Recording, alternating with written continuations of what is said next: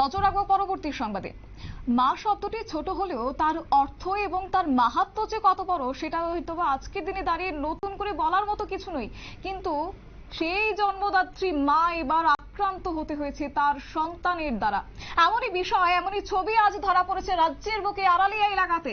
ছেলের হাতেই রক্তাক্ত হতে হয়েছে তার জন্মদাত্রী মাকে। এমনই ঘটনা আড়ালিয়াতে ঘটেছে এবং যতটুকু আমরা খবর পাচ্ছি যে সেখানে আড়ালিয়া এলাকার বাসিন্দা সন্ধ্যা রানী দাসের বড় ছেলে প্রতিনিয়ত তাকে টাকা দেওয়ার জন্য দাবি জানিয়েছেন।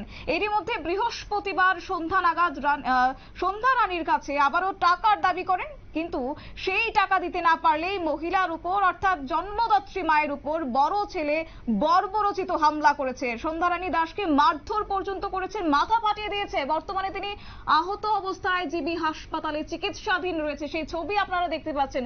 কিন্তু এই মুহূর্তে কি বিস্তারিত আপডেট রয়েছে শুনুন। কি কারণে? আমি মদ খাই, বাং খাই। ঝগড়াটা কি নিয়ে হয়েছে? টাকা পয়সা নিব উল্টা পুল্টা আমার বেড়া ফ্যাংশনে টাকা হয় ইয়া করি, এবার টাকা পয়সা উল্টা পুল্টা লয়ে যাবো গানে। আজকে কি টাকা চাইছিল? হ্যাঁ। কত টাকা চাইছিল? আমি তুলছি না নে, 70,000 টাকা তুলা দিছি নে খোলা পানে। আজকে কোন ছেলে টাকা চাইছে? না আগটা তুলছি না, কয়েকদিন আগে তুলছি। কোন ছেলে চাইছিল? বড় ছেলেরে তোমার ইয়া চালাইতে পারে না দেখা, এবার বড় ইয়া কত পারে না দেখা, এবার আমি তুলা দিছি। কত টাকা চাইছিল? 70,000 টাকা আমি তুলা দিছি। আজকে কি কারণে মারছে তোমার? আচ্ছা কি কারণ আছে? আমি কইছিলাম আমার টাকা পয়সা কইস বন্ধন ভাইয়া টাকা দিবি, বন্ধন ভাইয়া টাকা দিছ না এলিগে নেই। কি দিয়ে মারছে? ইটা বাড়ি মারছে। কোন ছেলে এটা? মানে বড় ছেলে? হ্যাঁ। বড় ছেলের নাম কি? বিকাশ হয়েছে। কি করে বড় ছেলে?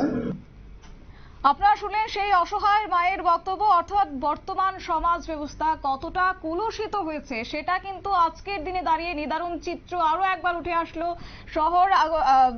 শহর আগরতলা লাগোয়া আড়ালিয়া এলাকায়, এবং সেক্ষেত্রে সমাজ ব্যবস্থা আরো একবার যে কলঙ্কিত হলো সেটা আর বলার অপেক্ষা রাখে না আজকের দিনে দাঁড়িয়ে সেই ছবিকে কেন্দ্র করে। তবে যাই হোক, আপাতত গুরুতর আহত অবস্থায় চিকিৎসাধীন রয়েছে জন্মদাত্রী মা জিবি হাসপাতালে।